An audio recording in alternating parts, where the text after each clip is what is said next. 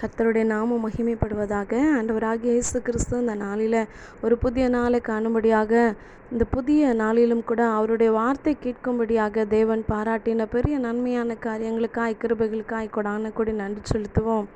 இந்த நாளிலும் கூட கர்த்தர் நம்மளோடு கூட பேசுகிற வார்த்தை சங்கீதம் 55 அதிகாரம் 22 வசனம் எப்படி சொல்லுகிறது? கர்த்தர் மேல் உன் பாரத்தை வைத்துவிடு, அவர் உன்னை ஆதரிப்பார் என்று சொல்லி இந்த நாளிலே கர்த்தர் நம்மளோடு கூட வெளிப்படுத்தி பேசுகிறதை பார்க்கிறோம்.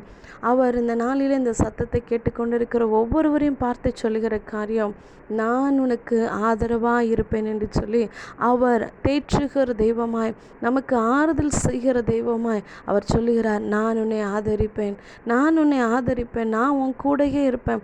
உனக்கு என்ன காரியத்தை குறித்து நீ கலங்கி கொண்டிருக்கிறாயோ, என்ன காரியத்தை குறித்து நீ வேதனைப்பட்டு கொண்டிருக்கிறாயோ, கர்த்தர் சொல்லுகிற காரியம், ஒருவேளை எனக்கு ஆறுதல் சொல்ல யாரும் இல்லை, என்னை ஆதரிக்க யாரும் இல்லை, என்னை சுற்றி எல்லா உறவுகளும் இருக்கிறாங்க, ஆனாலும் நான் ஆதரவற்றை போல, நான் திக்கற்றவங்களை போல நான் இருக்கிறேன்.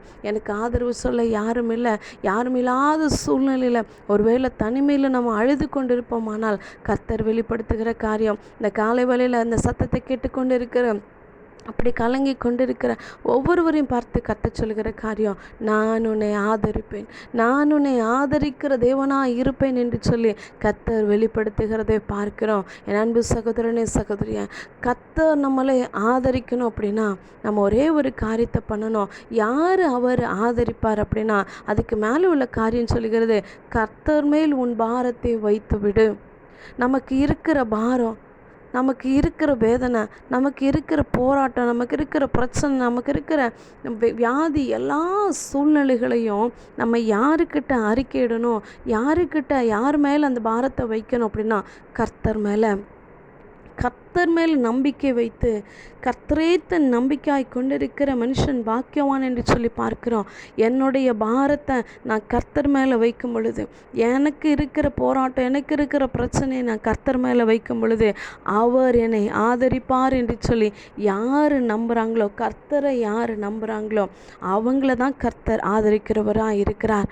நமக்கு இருக்கிற பிரச்சனை, போராட்டம் எல்லாத்தையும் மனுஷங்கள்கிட்ட சொல்லிட்டு, நம்மளுடைய கண்ணீரை மனுஷங்கள்கிட்ட காமிச்சிட்டு, நம்மளோட இருக்கிற சூழ்நிலைகளை மனுஷங்கள்கிட்ட சொல்லிட்டு, எல்லாவற்றையும் மனுஷங்கள்கிட்ட நம்ம எல்லா காரியத்தையும் அவங்கள நம்பி அவங்கள்ட்ட சொன்னால் சரியாக போயிடும், என் நண்பர்கள்ட்ட சொன்னால் சரியாக போயிடும், என் உறவுகள்கிட்ட சொன்னால் சரியாக போயிடும்.